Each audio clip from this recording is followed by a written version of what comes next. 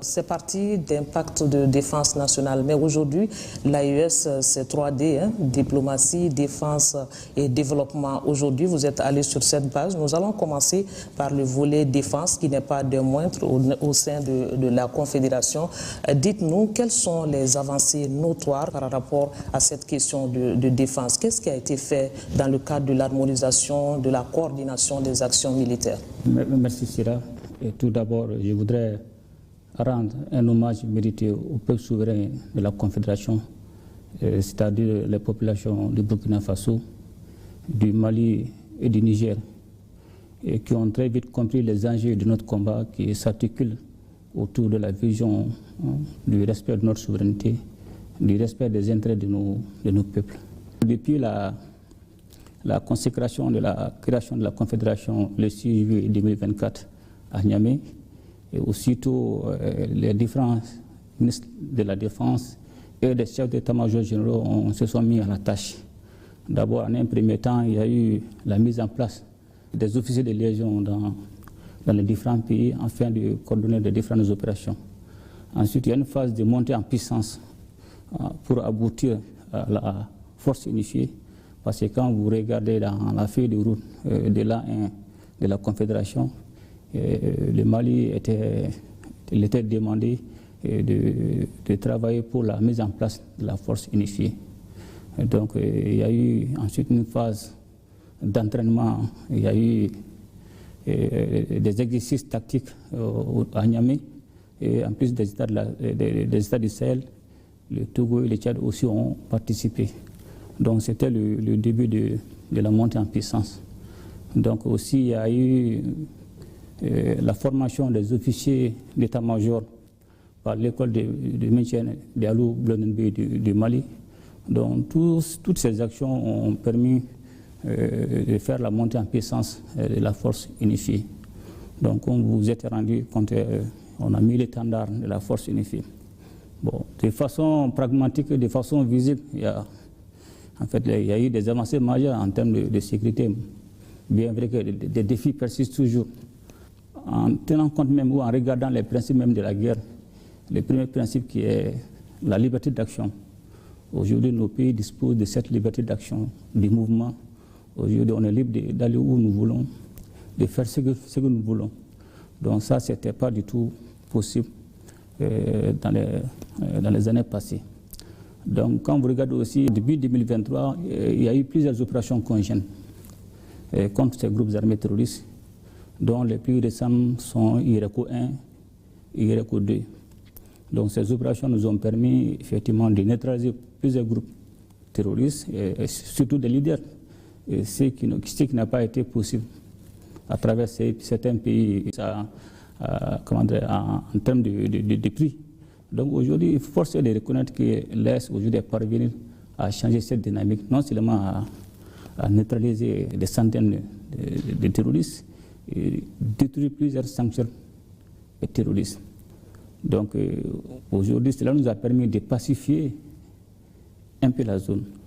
Donc quand vous regardez aussi en termes d'autonomie stratégique, nos pays ont beaucoup souffert du fait qu'on n'avait pas cette liberté, cette possibilité d'acheter aisément les équipements, parce que c'était sous-traité par des pays qui instrumentalisaient ce secteur pour pouvoir nous influencer.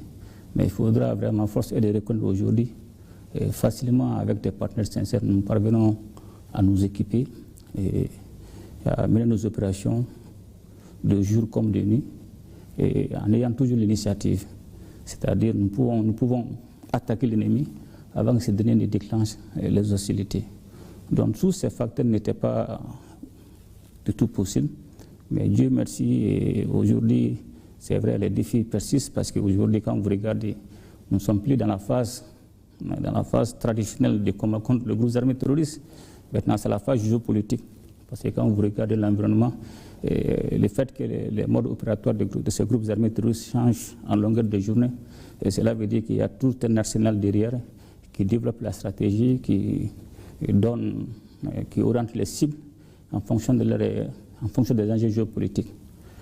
Certains partenaires mécontents qui ont été aujourd'hui chassés de nos territoires, Et sachant bien que c'est une question de survie, parce que non seulement ils ont perdu leur position en termes de géopolitique, en termes d'influence, aussi ils ont perdu en termes de ressources dont ils ne vont jamais nous laisser tranquilles et forcément vont essayer de nous créer des problèmes. Mais de façon globale, je pense qu'aujourd'hui la Confédération AES a marqué beaucoup de points. S'imposer sur le plan international n'est pas chose aisée. Alors comment l'AES répond-elle aux critiques extérieures? Vous savez, il n'y a pas d'amitié, il n'y a pas... C'est la guerre des intérêts, c'est des conflits de positionnement. Tout est lié souvent à des questions de ressources. Donc ces pays qui autrefois s'accaparaient aisément de nos ressources et essaient toujours de nous mettre dans des conditions misérables. Et la dynamique a changé avec les autorités de l'AES, parce qu'aujourd'hui nous nous inscrivons dans la dynamique de défendre tout ce qui est notre souveraineté, de défendre les intérêts de nos peuples. Et ces intérêts sont forcément aujourd'hui liés aux ressources stratégiques, tout ce qui est l'or, tout ce qui est le lithium, tout ce qui est gaz, tout ce qui est uranium. Donc c'est le changement de cette dynamique. Nous avons demandé un partenariat gagnant-gagnant, mais ceux qui pensaient chaque fois nous traiter des pays misérables ont très vite compris, se sont très vite rendus compte que c'est eux qui sont misérables et c'est eux qui sont pauvres. Donc c'est de bonnes guerres, je ne les en veux pas s'ils défendent leurs intérêts, comme tout pays doit défendre ses intérêts, mais ils ne vont pas lâcher. Ils ne vont pas lâcher, il ne faut pas se cacher la face. Ils vont toujours tenter de nous créer des narratifs, non seulement pour jouer sur nos réputations. Comme on le dit, c'est la guerre d'influence et de manipulation. C'est des questions géopolitiques. Les États s'imposent par la diplomatie aujourd'hui. Nous avons constaté que l'AES parle d'une seule voix.